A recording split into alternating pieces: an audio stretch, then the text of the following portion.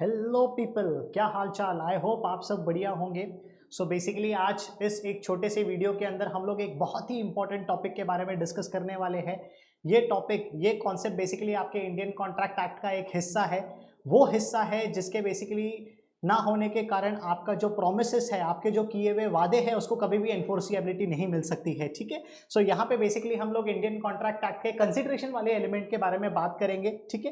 Consideration की अगर मैं आपके साथ बात करता हूं तो कंसिडरेशन के अंदर जितनी भी चीजें हैं, ये सारी की सारी चीजें हम लोग यहाँ पे डिस्कस कर देंगे, सो दैट इस एक वीडियो के अंदर आपको सारी की सारी चीजों के अंदर क्लैरिटी आ जाए कि कंसिडरेशन क्या होता है, कंसिडरेशन के बारे में ऐसे कौन से इंपॉर्टेंट रूल्स है जो कि फॉलो करना चाहिए, एंड क्या हमारा बिना कंसिडरेशन के कभी कोई कॉन्ट्रैक्ट बन सकता है कि नहीं बन सकता है, अगर बन सकता है तो वो कौन से टाइप्स ऑफ कॉन्ट्रैक्ट है। तो इस छोटे से वीडियो के अंदर, जो कि हार्डली 20 से 25 मिनट का हमारा ड्यूरेशन रहेगा, और इस ड्यूरेशन के अंदर हम लोग कंसिडरेशन के बारे में सारी की सारी चीजें क्लैरिटी ला लेंगे।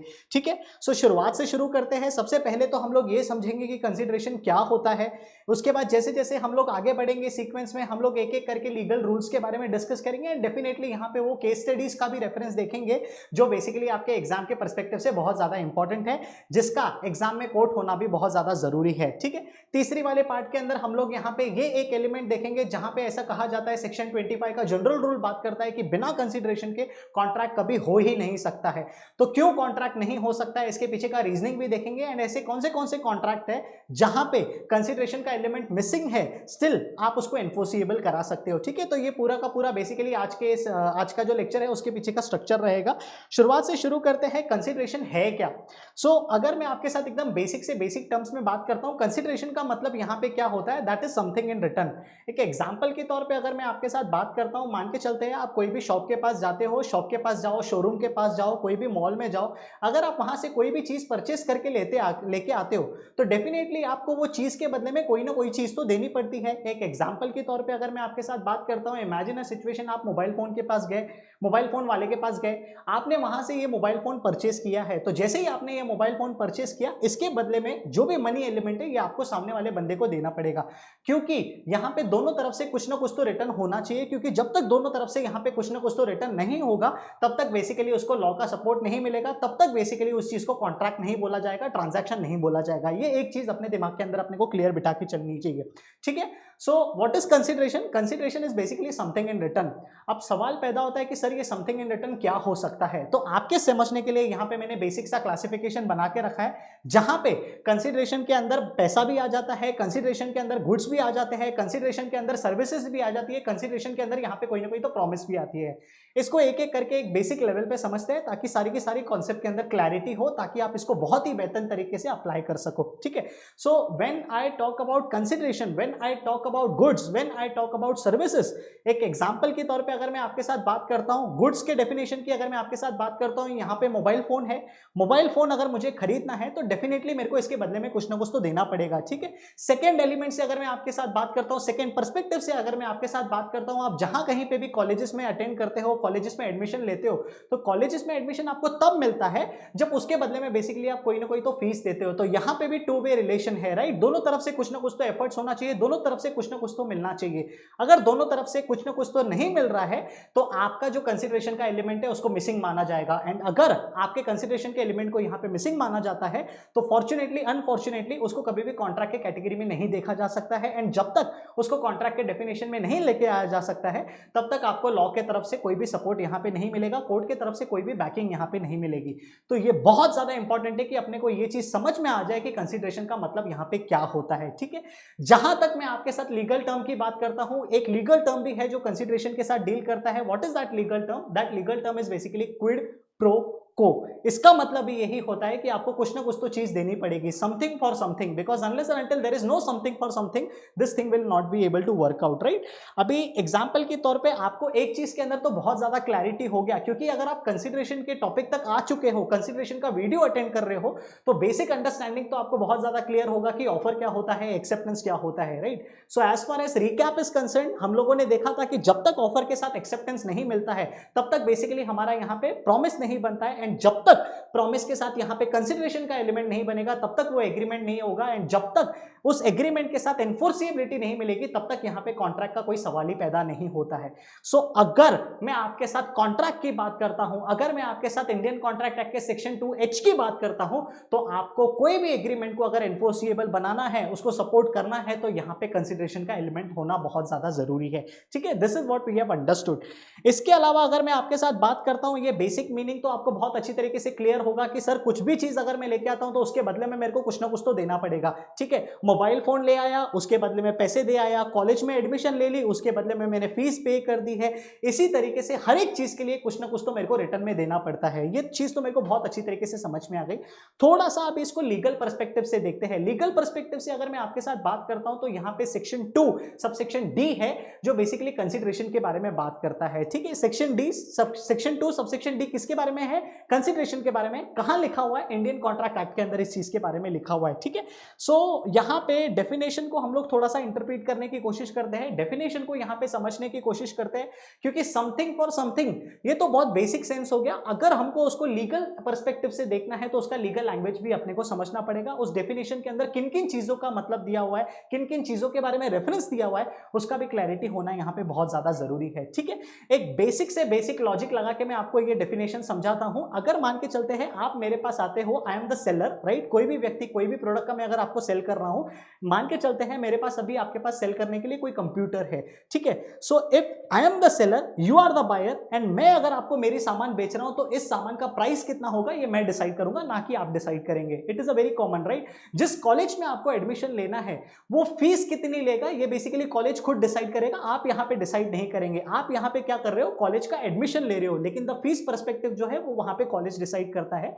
उसी तरीके से जब यहां पे कंसिडरेशन एलिमेंट की बात आती है, समथिंग इन रिटर्न की बात आती है, तो ये जो समथिंग वाला एलिमेंट है ना, ये कौन डिसाइड करता है? समथिंग वाला एलिमेंट यहां पे प्रॉमिसर डिसाइड करता है। अच्छा सर, ये समथिंग वाला एलिमेंट यहां पे प्रॉमिसर डिसाइड करता है, तो इसको पे करने वाली अथॉरिटी कौन है? बट ऑब्वियसली आप बोलोगे सर अगर सामान आपने खरीदा है तो इसके बदले में पेमेंट भी आपको करना पड़ेगा। लेकिन एक और चीज बताता हूं जो सेक्शन 2 सबसेक्शन डी की यहां पे बात करता है। सेक्शन 2 सबसेक्शन डी यहां पे क्या बोलता है कि अगर आपने यहां पे कोई सामान खरीदा है तो ये जरूरी नहीं है कि पेमेंट भी आपके तरफ से ही आना चाहिए। पेमेंट अगर आपके बिहाफ पे कोई दूसरा व्यक्ति करता है तो भी इट इज एब्सोल्युटली फाइन। इसको समझने के लिए एक एग्जांपल का सहारा लेते हैं। आप कोई ना कोई तो कॉलेज में जाते हो, कॉलेज में एडमिशन लेते हो, हालांकि यहाँ पे प्रॉमिसर कौन है आपको डिग्री देने का? यहाँ पे प्रॉमिसर जो है वो आपका कॉलेज है, आपकी यूनिवर्सिटी है। लेकिन कैन आई से इसके अगेंस्ट में जो भी फीस का एलिमेंट है ये आप भी दे सकते हो, एंड आपके बिहाफ पे यहाँ पे कोई स्ट्रेंजर व्यक्ति यानी आपके पेरेंट भी दे सकते हैं। सो इंडियन कॉन्ट्रैक्ट एक्ट के अंदर ये जो कंसिडरेशन वाला पार्ट है, ये जो समथिंग इन रिटर्न वाला पार्ट है, ये समथिंग इन रिटर्न आप यानी एज अ प्रॉमिस भी दे सकते हो या तो कोई दूसरा व्यक्ति भी दे सकता है। ठीक है, ये एक एग्जाम्पल आपको दिमाग में रखना बहुत ज्यादा जरूरी है, ये डेफिनेशन को समझने से पहले, ये डेफिनेशन को इंटरप्रेट करने से पहले। तो सेक्शन 2 सबसेक्शन डी यहाँ पे देखो अपने को क्या बता रहा है। सबसे पहली बात अपने को यहाँ पे कर रहा है when at the desire of promisor. Desire का मतलब क्या होता है? इच्छा। किसकी इच्छा की ये लोग बात कर रहे हैं? प्रॉमिसर की इच्छा की बात कर रहे हैं। सर प्रॉमिसर की इच्छा की यहां पे बात क्यों हो रही है?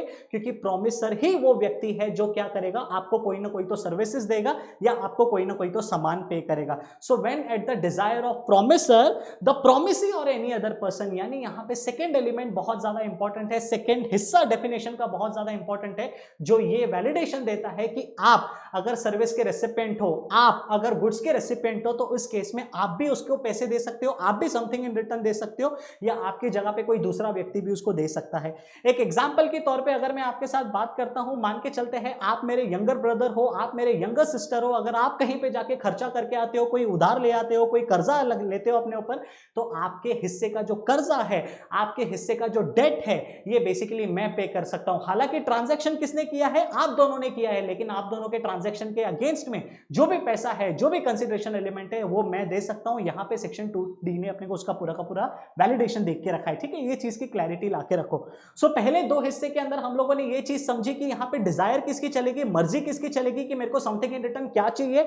मर्जी यहां पे चलेगी प्रॉमिसर की, जो आपको कुछ ना कुछ तो दे रहा है एंड जिसके बदले में आपको कुछ ना कुछ तो देना है। ठीक है, सो क्या देना है ये बेसिकली डिपेंड करता है कि प्रॉमिसर यहां पे आपके किस चीज की मांग करता है। सर गुड्स के बदले में गुड्स दे सकते हैं क्या?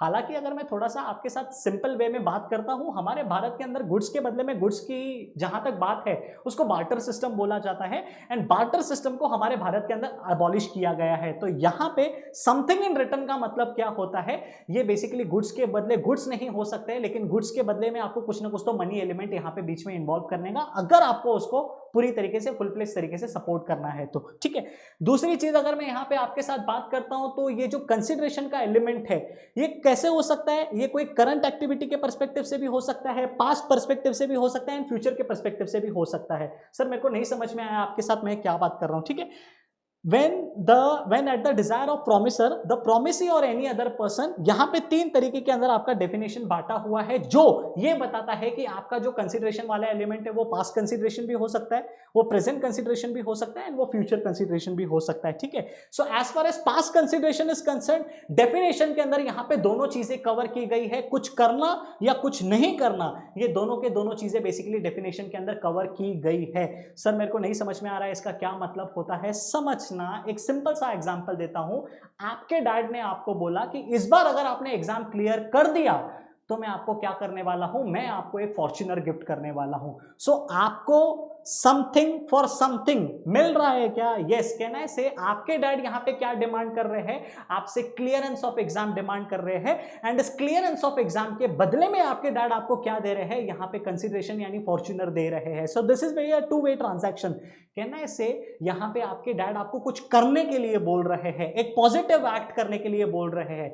दूसरा ऐसा ये भी हो सकता है कि आपके डैड ने अगर आपको बोला कि अगर आपने यहां पे एग्जाम्स क्लियर नहीं किए हैं तो आपसे मैंने जो भी प्रॉमिसेस किया था फॉर्च्यूनर वाली, वो फॉर्च्यूनर मैं आपको नहीं लेके देने वाला हूं। एब्सटेंस फ्रॉम डूइंग यानी कुछ करना है तो भी वो कंसिडरेशन के डेफिनेशन के अंदर इंक्लूडेड है, कुछ नहीं करना है वो भी बेसिकली कंसिडरेशन के एलिमेंट के अंदर इंक्लूडेड है। इसकी एक क्लैरिटी आपके दिमाग के अंदर होनी चाहिए। ठीक है, सो when I'm talking about past activity, यहां पे जो पास्ट एक्टिविटी आपने किया है या आपने प्रॉमिस किया है कि मैं नहीं करूंगा वो भी कवर्ड है। करंट हिसाब से अगर मैं आपके साथ बात करता हूं, प्रेजेंट की अगर मैं आपके साथ बात करता हूं, तो जो आप आज दे रहे हो या जो आपको नहीं करने के लिए बोला गया है ये भी चीज यहां पे कवर्ड है। अगर मैं फ्यूचर पर्सपेक्टिव से आपके साथ यहां पे बात करता हूं, आप वादा करते हो कि मैं आपको दूंगा, जैसे कि आपके डैड ने अभी आपको वादा किया है कि फ्यूचर में मैं आपको फॉर्च्यूनर लेके दूंगा, आज के तारीख में नहीं दिया है। जब आप अपना प्रॉमिस मीट करोगे तो आपके प्रॉमिसेस के मीट करने के बाद मैं अपना रोल यहां पे निभाऊंगा। ठीक है, ये तीसरा हिस्सा है जो कि कंसिडरेशन के डेफिनेशन को और ज्यादा स्मूथ और ज्यादा सिंपल बनाता है।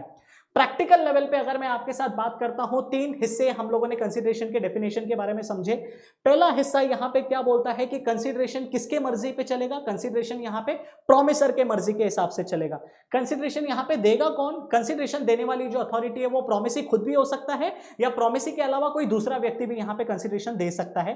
तीसरी एलिमेंट की अगर मैं आपके साथ बात करता हूं तो कंसीडरेशन के इस डेफिनेशन के अंदर पास्ट कंसीडरेशन भी परमिटेड है, प्रेजेंट भी परमिटेड है एंड फ्यूचर भी परमिटेड है। ये तीनों की तीनों चीजों का क्लैरिटी अपने को देके रखा है। ठीक है सर, क्या करना है या क्या नहीं करना है उसके बारे में भी अपने को डेफिनेशन के अंदर भी बताया है कि that something can be an act, that something can be an abstinence and that something can be a promise. Sir, what is the meaning of abstinence? Simple सी बात करता हूं, कोई ज्यादा विचार नहीं करना है, इसके ऊपर ज्यादा थॉट नहीं देना है। एब्सटिनेंस का मतलब यहां पे होता है कुछ नहीं करना, एक्ट का मतलब यहां पे होता है कुछ करना, एंड प्रॉमिस का मतलब यहां पे होता है कि किसी प्रोमिसेस के अगेंस्ट आप क्या कर रहे हो, खरे उतर रहे हो। सो ये पूरा का पूरा अपने सेक्शन 2 सबसेक्शन डी को यहां पे समअप करता है। ठीक है, सो फटाफट से इसको रिवाइज करके समझ के लेते हैं। सर, कंसीडरेशन के फर्स्ट ये जो वीडियो है इसका जो फर्स्ट हिस्सा था, फर्स्ट हिस्से के अंदर हम लोगों ने ये समझा कि कंसीडरेशन क्या होता है। So what is consideration? Consideration is something in return.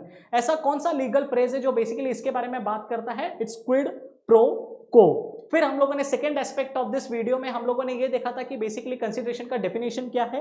Consideration की डेफिनेशन की अगर मैं आपके साथ बात करता हूं तो यहां पे सेक्शन 2 सबसेक्शन डी बात करता है ऑफ इंडियन कॉन्ट्रैक्ट एक्ट, जिसके अंदर 4 हिस्से हैं। इस डेफिनेशन को 4 पहलू के अंदर हम लोगों ने बांटा है। मर्जी किसकी चलेगी, कंसीडरेशन पे कौन करेगा, कंसीडरेशन किस तरीके का होना चाहिए, एंड कंसीडरेशन के अंदर क्या क्या चीजें यहां पे कवर्ड है, ये सारी की सारी चीजें हम लोगों ने देख ली। ठीक है, सो तीसरी चीज के ऊपर बेसिकली आज हम लोग अभी थोड़ा सा जंप कर रहे हैं कि सर जब मैं आप मेरे साथ कंसीडरेशन की बात करते हो तो इसके लिए जरूर कुछ रूल्स एंड रेगुलेशंस बनाए होंगे जो कि हमारे इंडियन कॉन्ट्रैक्ट एक्ट के अंदर प्रिवेल होते होंगे। The answer to this question is absolutely yes. आपका जो भी कंसिडरेशन का एलिमेंट है उसके लिए यहां पे रूल्स बनाए हुए हैं कि अनलेस और until this rules are not being followed, आपके समथिंग इन रिटर्न को यहां पे कंसिडरेशन बोला जाएगा कि नहीं बोला जाएगा, उसके ऊपर एक बहुत ही बड़ा क्वेश्चन मार्क लगता है। ठीक है, सबसे पहला रूल की अगर मैं यहां पे आपके साथ बात करता हूं तो इसको हम लोगों ने डेफिनेशन के अंदर भी देखा था, इसको हम लोग ऑलरेडी डेफिनेशन के अंदर भी इंटरप्रेट करते हुए आए हैं, लेकिन वही चीज यहां पे लीगल रूल्स के फॉर्म में आपको समझाई जा रही है ताकि जो आप सेक्शन 2 सब सेक्शन डी को इंटरप्रेट करके आए हो उसको यहां पे थोड़ा सा वैल्यू एडिशन किया जा रहा है। सर वैल्यू एडिशन कैसे किया जा रहा है? यहां पे आपको केसेस के रेफरेंसेस भी दिए जा रहे हैं जो इस चीज को और ज्यादा मजबूत बनाती है, जो इस चीज के अंदर और ज्यादा क्लैरिटी लाती है। सबसे पहला लीगल रूल यहां पे अपने को यह बोलता है कि consideration must move at the desire of promise. Sir मैं चीज बेच रहा हूं, मेरी मर्जी होगी मैं क्या डिसाइड करता हूं, मेरे तरफ से आप सर्विसेज ले रहे हो, मैं डिसाइड करूंगा कि इस चीज की फीस कितनी होगी। ठीक है, मेरी कार अगर आप परचेस कर रहे हो तो इस कार का कितना प्राइस होगा ये मैं डिसाइड करूंगा। So it is always consideration something in return from you that I will be deciding. ठीक है, ये एक पहली की पहली चीज हो गई। सेकेंड चीज अगर मैं यहां पे आपके साथ बात करता हूं तो कंसिडरेशन किसके पास से आ सकता है? प्रॉमिसी की तरफ से भी आ सकता है या तो प्रॉमिसी के अलावा कोई थर्ड पर्सन के पास से भी आ सकता है। That means there can be a stranger to consideration. ये एक चीज आपको थोड़ा सा दिमाग में रखना चाहिए, इस चीज को थोड़ा सा आपको नोट करके रखना चाहिए। एक बहुत ही फेमस केस लॉ है इसके ऊपर जो कि चिन्नैया वर्सेस रमैया के फॉर्म में है।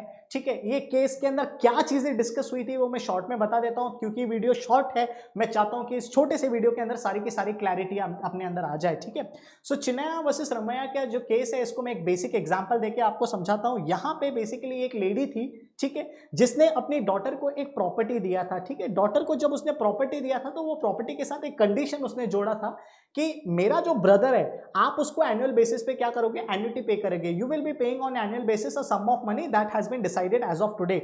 डॉटर ने उस चीज को एक्सेप्ट किया, लेकिन एक ऐसा पॉइंट ऑफ टाइम आया जहां पे उस डॉटर ने कहा कि बॉस मेरे को जो आपके ब्रदर को पैसे देने हैं उसके बदले में मेरे को अंकल के तरफ से मेरे को कुछ पैसे नहीं मिल रहे हैं। राइट, आपके ब्रदर के तरफ से समथिंग इन रिटर्न मेरे को कुछ नहीं मिल रहा है। क्योंकि मेरे को आपके ब्रदर के तरफ से समथिंग इन रिटर्न नहीं मिल रहा है तो मेरा उनको पैसा देना बनता ही नहीं है, because for this something that is annuity in return there is nothing something in return from that person. Right, so इस तरीके का सारा फंडा हुआ था, इस तरीके के सारे इश्यूज इन्वॉल्व हुए थे।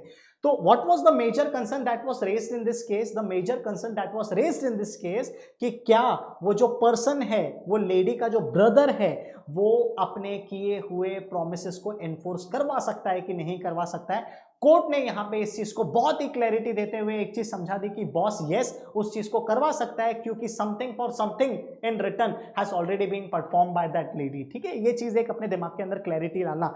हालांकि वो जो पर्सन है, वो जो लेडी का ब्रदर है, उसके तरफ से कोई चीज फ्लो नहीं हो रही है, दैट इज रियली अंडरस्टैंडेबल। लेकिन इवन दो उसके बदले से कोई चीज फ्लो नहीं हो रही है, लेकिन उसके सिस्टर की तरफ से तो यहाँ पे प्रॉपर्टी आया है। ये अपने को एक बहुत ही क्लैरिटी दे देता है कि बॉस कंसिडरेशन यानी समथिंग इन रिटर्न आप भी दे सकते हो एज अ प्रोमिसी, या आपके बिहाफ पे कोई थर्ड पर्सन भी दे सकता है। कोई दिक्कत की बात नहीं, कोई परेशानी की बात नहीं। ठीक है, सो इसके अलावा अगर मैं तीसरे लीगल रूल के बारे में बात करता हूं जो कि कंसिडरेशन के अंदर बहुत ज्यादा जरूरी है, होना चाहिए, consideration must be having some value. Some value मतलब क्या? In the eyes of law. ठीक है, एक एग्जांपल के तौर पे मैं आपको ये चीज समझाता हूं। इमेजिन अ सिचुएशन, आपका कोई घर है, आपका कोई फ्लैट है, आपका कोई बंगलो है, आपका कोई ऑफिस है, जो भी कुछ है, आपको उसको सेल करना है। सो अगर उसकी कीमत यहाँ पे 10 लाख है, एग्जाम्पल के तौर पे मैं आपके साथ बात कर रहा हूं, तो उसके अगेंस्ट में अगर कंसिडरेशन में आपसे 2 लाख लेता हूं तो इट इज फाइन। क्या यहाँ पे लॉ बोलता है? It is absolutely fine. 10 lakh की जगह है, उसके बदले में आप मेरे को 2 लाख रुपीस दे रहे हो, इसमें कोई दिक्कत की बात नहीं है, इसमें कोई परेशानी की बात नहीं है, इसमें कोई इश्यू नहीं है, क्योंकि यहाँ पे लॉ का लीगल रूल अपने को एक ही चीज बोलता है कि consideration must have some value. Some value उन्होंने बोला है। Now what should be the value? That is the mutual discussion between the buyer and seller and court has no role to play over here. ठीक है, ये एक चीज अपने को ध्यान में रखना है। चौथा चीज अगर मैं आपके साथ यहां पे बात करता हूं, it may be an act, यानी यहां पे पॉजिटिव चीज की बात हो रही है। एब्स्टिनेंस यानी कुछ चीज को नहीं करना भी एक तरीके का समथिंग इन रिटर्न है, या तो फिर आपको यहाँ पे प्रॉमिस के बदले में प्रॉमिस देना होता है। ठीक है, ये भी चीज यहाँ पे कवर है लीगल रूल के अंदर। अच्छा, it can be past, present, future, ये हम लोग डेफिनेशन के टाइम पे भी हम लोगों ने डिस्कस किया। कंसिडरेशन यानी समथिंग इन रिटर्न को अनलॉफुल नहीं होना चाहिए, इमोरल नहीं होना चाहिए and oppose to public policy नहीं होना चाहिए। सर ये unlawful, immoral, oppose to public policy का मतलब क्या होता है? समझना मेरी बात ध्यान से, थोड़ा सा इसको आपको मैं स्टूडेंट पर्सपेक्टिव से समझाता हूं। इमेजिन अ सिचुएशन जहां पे यू हैव अ थॉट कि यार मेरे को कोई ना कोई तो पेपर चाहिए, कौन से पेपर की यहाँ पे बात कर रहा हूँ? वो पेपर जिसका एग्जाम अभी 5 दिन के बाद होने वाला है, 10 दिन के बाद होने वाला है। तो वो पेपर जिसका एग्जाम 10 दिन के बाद होने वाला है, उसका पेपर अगर आपने आज ही अपने कस्टडी में ले लिया एंड उसके बदले में आपने उसको 10,000 रुपीज दिए, 50,000 रुपीज दिए, sir something in for something हो गया ना। यहाँ पे मेरे को पेपर मिला और इस पेपर के बदले में मैंने उसको पैसे दे दिए, there is something for something.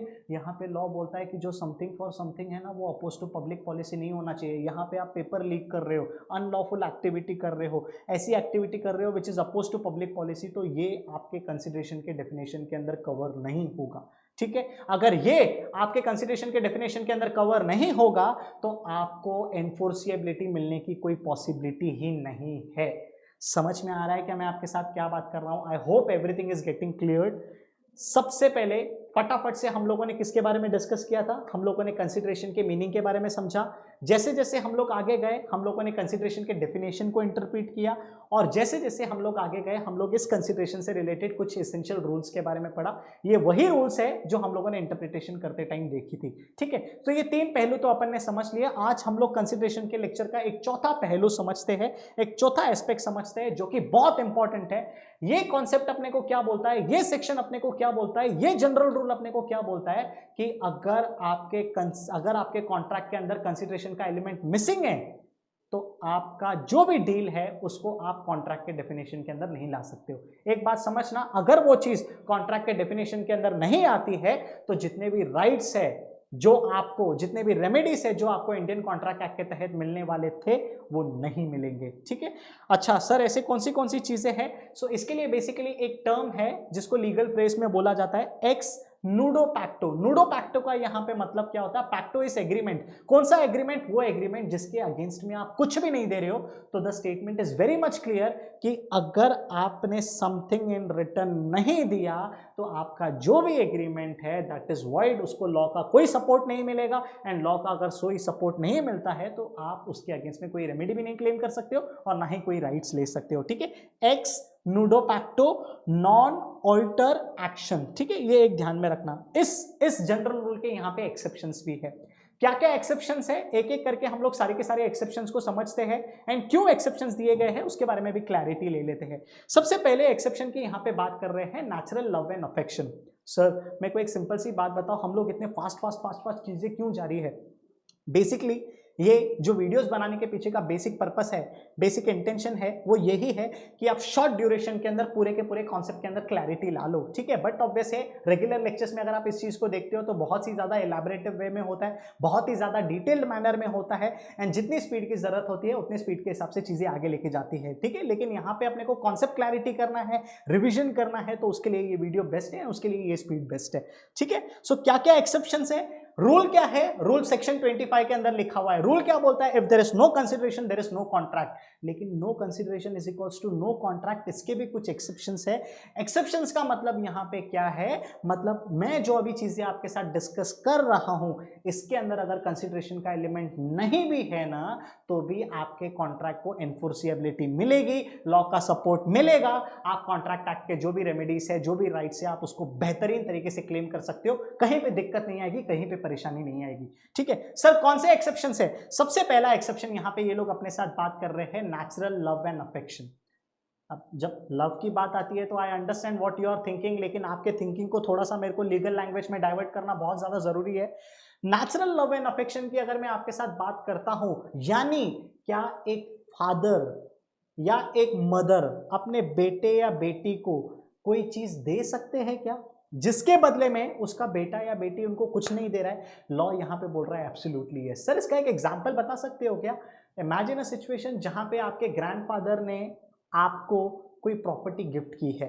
सो हालांकि जनरल रूल क्या बोलता है कि जब तक कंसिडरेशन का एलिमेंट मिसिंग होगा तब तक बेसिकली उसको कॉन्ट्रैक्ट नहीं बोला जाएगा, एंड जब तक उसको कॉन्ट्रैक्ट नहीं बोला जाएगा तब तक उसको एनफोर्सिएबिलिटी नहीं मिलेगी। तो क्या आपके ग्रैंडफादर के तरफ से जो प्रॉपर्टी आपको गिफ्ट के तौर पे मिली है क्या वो सही नहीं माना जाएगा, क्या उसको वैलिड नहीं माना जाएगा? तो ये सेक्शन 25 जनरल रूल का सबसे पहला एक्सेप्शन है कि अगर नेचुरल लव एंड अफेक्शन के जरिए किसी चीज का यहाँ पे क्या हो रहा है, ट्रांजैक्शन हो रहा है, तो उस ट्रांजैक्शन को पूरी की पूरी एनफोर्सिएबिलिटी मिलेगी। लेकिन जब बात यहां पे नेचुरल लव की आ जाती है, अफेक्शन की बात आती है, it is very unfortunate to say that कहीं पे भी एक्ट में ये डिफाइन नहीं है कि नेचुरल लव एंड अफेक्शन क्या है। इन्होंने 4 कंडीशंस बताई है कि ये 4 कंडीशंस आपको फॉलो करना है। अगर ये 4 कंडीशंस को आप फॉलो करते हो तो ये एग्जम्पशन का आप सहारा ले सकते हो, एंड ये एग्जम्पशन का सहारा लेके आप अपने कॉन्ट्रैक्ट को बेहतरीन तरीके से एनफोर्स कर सकते हो। सर वो कौन सी 4 कंडीशन है? फर्स्ट, आपने जो भी आपस में डीलिंग की है, जो भी आपस में ट्रांजैक्शन किया है, वो राइटिंग में होना चाहिए, क्योंकि अगर वो चीज राइटिंग में नहीं है तो उसको ऑन रिकॉर्ड पे नहीं लिया जा सकता है। नंबर 2, जो भी चीज लिखी हुई है उसको रजिस्टर्ड करना है, ठीक है। नंबर 3, आप जिसको गिफ्ट दे रहे हो ना, वो नियर रिलेशन होना चाहिए। अब आपके दिमाग में क्या चल रहा है वो मैं बहुत अच्छी तरीके से जानता हूं। सर क्या मैं मेरे पड़ोसी को गिफ्ट दूंगा तो can I take exemption of this section 25 का सबसे पहला जो रूल है? The answer to this question is absolutely no. Near relation का मतलब यहां पे क्या होता है? It is very unfortunate to say कि इंडियन कॉन्ट्रैक्ट एक्ट में इस चीज के बारे में भी कहीं पे रेफरेंस नहीं दिया है। हालांकि केस स्टडीज है, जजमेंट्स है कोर्ट के, लेकिन उसकी बात अपन यहां पे नहीं कर रहे हैं। When it comes to who will come in near relation and who will not, ये पूरा का पूरा कोर्ट के डिस्क्रिप्शन के ऊपर है, ठीक है। सो पहला रूल यहां पे ये बोलता है कि आपका जो भी ट्रांजैक्शन है, जो भी आपने अपने प्रोमिसेस किए एक दूसरे को, वो राइटिंग में होनी चाहिए, वो रजिस्टर्ड होनी चाहिए, नियर रिलेशन के साथ आपको ये ट्रांजैक्शन करना है, एंड लव एंड अफेक्शन का यहाँ पे प्रेजेंस होना बहुत ज्यादा जरूरी है। अगर लव एंड अफेक्शन का यहाँ पे प्रेजेंस नहीं है तो अनफॉर्चुनेटली जो भी प्रोमिसेस आपने यहाँ पे की है उस प्रोमिसेस को कोई भी सपोर्ट नहीं मिलेगा। ये क्लैरिटी एक बना के चलना। इससे related basically 2 important case law है जो आपको एग्जाम पर्सपेक्टिव से ध्यान में रखना चाहिए। सबसे पहला केस लॉ यहाँ पे किसका है? वेंकट स्वामी वर्सेस रंगास्वामी। यहाँ पे एक बड़े भाई ने अगर छोटे भाई का कर्जा उतारा है तो इस चीज को आप एनफोर्स कर सकते हो। Brothers are near relation, yes. अगर इस चीज को आपने राइटिंग वे में किया है, इसको रजिस्टर किया है, नियर रिलेशन तो है, एंड आपस में अगर प्यार है और उस प्यार के चलते हुए आपने अपने छोटे भाई का डेट पे किया है तो यहां पे कोर्ट बोलता है कोई दिक्कत की बात नहीं, कोई परेशानी की बात नहीं। इवन दो अभी कर्जा लिया किसने था? छोटे ब्रदर ने। कर्जा दिया किसने था? जो भी लेंडर होगा। लेकिन लेंडर और छोटे ब्रदर के बीच में यहाँ पे बड़े भाई का तो कोई रोल ही नहीं है, तो भी क्या बड़ा भाई यहाँ पे स्ट्रेंजर बन के उस लेंडर को पैसे चुका सकता है क्या? The answer to this question is absolutely yes. Writing में होना चाहिए, रजिस्टर्ड में होना चाहिए, लव अफेक्शन तो है, और उसके अलावा जो भी मैं आपके साथ बात कर रहा हूं ये नियर रिलेशन में होना चाहिए। ये बेसिकली इस केस के अंदर डिसाइड हुआ है। सेकेंड इंपॉर्टेंट केस यहां पे जो है that is Rajlakshmi versus Bhootnath. इस केस के अंदर यहां पे हस्बैंड एंड वाइफ जो थे वो आपस में टॉकिंग टर्म्स में नहीं थे। हस्बैंड एंड वाइफ अगर आपस में टॉकिंग टर्म्स में नहीं है और हस्बैंड ने प्रॉमिस किया था कि मैं आपको यहाँ पे मेंटेनेंस देने के लिए तैयार हूं, आपके रहने का ख्याल रखूंगा, आपके खाने पीने का ख्याल रखूंगा, क्या इस केस में हम लोग इस सेक्शन का, इस एग्जम्पशन का सहारा ले सकते हैं क्या?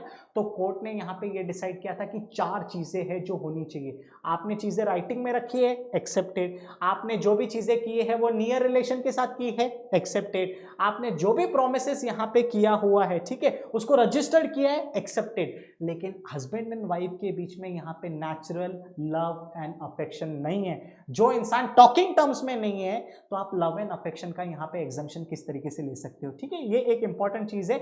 यहां पे ऐसा बोला गया था कि आप इस एक्सेप्शन का सहारा नहीं ले सकते हो। So this is another one landmark judgement जो आपको ध्यान में रखना चाहिए, ठीक है। तीसरी चीज देखो यहां पे क्या है? Promise to compensate for past voluntary services. Past जो बीत चुका है, वॉलेंट्री मतलब क्या? जो आपने अपनी इच्छा से दी है। सर इसका एक एग्जांपल बता सकते हो क्या? इमेजिन अ सिचुएशन जहां पे बेसिकली आप कहीं पे ट्रैवल कर रहे हो, कहीं पे ट्रैवल करने के बाद आपका ऑल ऑफ सडन मान के चलो पर्स खो जाता है, तो उस कंट्री का जो भी व्यक्ति यहाँ पे आपको मिलता है आप उसको बोलते हो कि यार मेरे को थोड़ी सी मदद कर दे, मैं तेरे को प्रॉमिस करूंगा कि मैं आपको क्या करूंगा, वहां पे आके सारे के सारे पैसे आपको दे दूंगा, जितना भी आपका पैसा बनता है वो सारी की सारी चीजें दे दूंगा। तो क्या आपने अगर पास्ट कोई सर्विस अवेल की है और वो सर्विस आपको वॉलंटरीली दी गई है तो उस पास्ट वॉलंटरी सर्विसेज के अगेंस्ट में समथिंग इन रिटर्न आप आज की तारीख में दे सकते हो, उसका कोई दिक्कत की बात नहीं है। इसको भी एग्जम्पशन के कैटेगरी के अंदर डाला हुआ है, ठीक है। चौथी चीज की अगर मैं आपके साथ बात करता हूं तो ये लोग बोल रहे हैं promise to pay time barred debt. Time barred debt, वो डेट यानी कर्जा, टाइम बार्ड यानी जिसका समय निकल चुका है, जिसका वक्त निकल चुका है।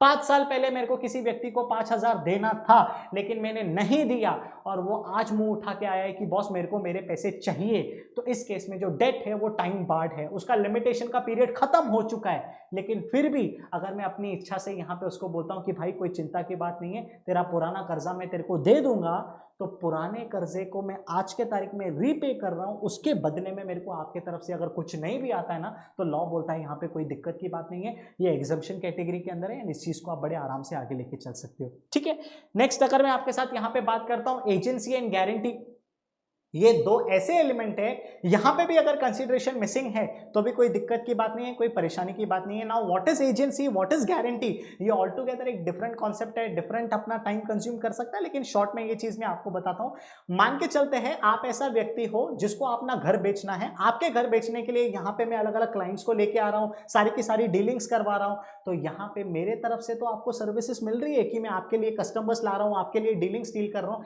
लेकिन आपके तरफ से अगर मेरे को यहाँ पे समथिंग इन रिटर्न नहीं भी आता है ना, तो लॉ बोलता है सेक्शन 25 के एक्सेप्शन के अंदर बहुत अच्छी तरीके से ये चीज बैठती है, क्योंकि एजेंसी के कॉन्ट्रैक्ट के अंदर यहाँ पे कंसिडरेशन एलिमेंट नहीं भी रहेगा ना, तो भी आपका कॉन्ट्रैक्ट वैलिड है, कोई दिक्कत की बात नहीं, कोई परेशानी की बात नहीं। ठीक है, गारंटी लाइक इट्स लाइक आप करो, अगर आप अपने सही समय पे नहीं रुक पाओगे तो आपका काम जो भी है वो मैं कर लूंगा। सो आपका काम अगर आपने फेल कर दिया करने में तो वो मैं करूंगा, इस चीज के बदले में भी बेसिकली मैं तो अपना रोल परफॉर्म कर रहा हूं, लेकिन आपके तरफ से मेरे को कुछ नहीं आ रहा है, तो ये एक्सेप्शन अपने को बोलता है कि अगर आपका गारंटी का भी कॉन्ट्रैक्ट है तो भी कोई दिक्कत की बात नहीं, कोई परेशानी की बात नहीं, आप बिना कंसिडरेशन के आगे बढ़ सकते हो, there is no doubt in it. ठीक है, अच्छा next is completed gift. Gift के बारे में अपन ऑलरेडी फर्स्ट जब डिस्कस कर रहे थे तब अपन ने डिस्कस किया। Last is charity. चैरिटी का मतलब क्या होता है, दान धर्म करने की यहाँ पे बात हो रही है। एक बहुत ही इंपॉर्टेंट केस लॉ है जिसका रेफरेंस यहाँ पे आपको पता होना चाहिए, that is Kedarnath versus Gauri Mohammad.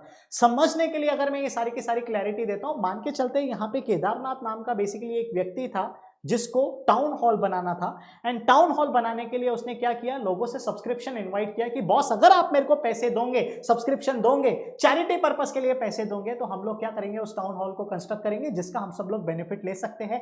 पहले यहाँ पे गौरी मोहम्मद ने उस चीज को अग्री किया कि मैं आपको सब्सक्राइब करती हूँ, कि मैं आपको जो भी प्रॉमिस कर रही हूँ वो पैसे मैं आपको दूंगी, लेकिन लेटर स्टेज पे यहाँ पे गौरी मोहम्मद डिनाई करती है ये बोल के कि मेरी तरफ से आपको पैसा आ रहा है लेकिन आपके तरफ से मेरे को कुछ नहीं आ रहा है। सो क्योंकि यहाँ पे आपके तरफ से something in return is missing, तो सेक्शन 25 की तरफ से no consideration is equals to no contract. लेकिन यहाँ पे कोर्ट ने डिसाइड किया कि चैरिटेबल पर्पस अगर है तो आप जो दे रहे हो, सोशल काम कर रहे हो, दान धर्म दे रहे हो, उसके बदले में आपको अगर कुछ नहीं भी मिलता है तो भी कोई दिक्कत की बात नहीं, कोई परेशानी की बात नहीं।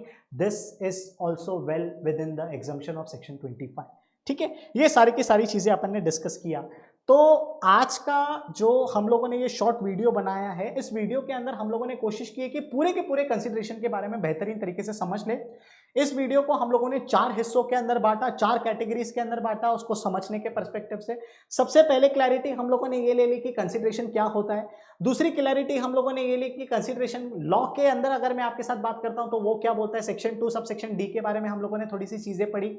सेक्शन 2 सब सेक्शन डी का जो लीगल इंटरप्रिटेशन निकलता है, उसके जो लीगल रूल्स है उसके बारे में हम लोगों ने सारी की सारी क्लैरिटी देखी, एंड हम लोगों ने एक बहुत ही इंपॉर्टेंट सेक्शन के बारे में रेफरेंस दिया जो कि सेक्शन 25 है, जो कि जनरल रूल के फॉर्म में है, जो अपने को ये बोलता है कि no consideration is equals to no contract. लेकिन उसके 7 एक्सेप्शंस है। ये 7 एक्सेप्शंस में ये 7 अगर ट्रांजैक्शन में अगर कोई कंसिडरेशन का एलिमेंट नहीं है या कंसिडरेशन का एलिमेंट मिसिंग है तो भी आपका कॉन्ट्रैक्ट एनफोर्सिएबल हो सकता है। तो this is how we have basically understood all about consideration. ठीक है, सो इस तरीके के अगर आपको शॉर्ट इंफॉर्मेटिव लर्निंग अगर वीडियोस पसंद आते हैं तो आप जल्दी से यस एकेडमी फॉर सीएमए के चैनल को सब्सक्राइब करो, वीडियो को लाइक करो और जितना हो सकता है इस चीजों को शेयर करो ताकि हम इस तरीके से वीडियोस और आपके लिए बना के लेके आए। ठीक है, चलो मिलते हैं, थैंक यू सो मच।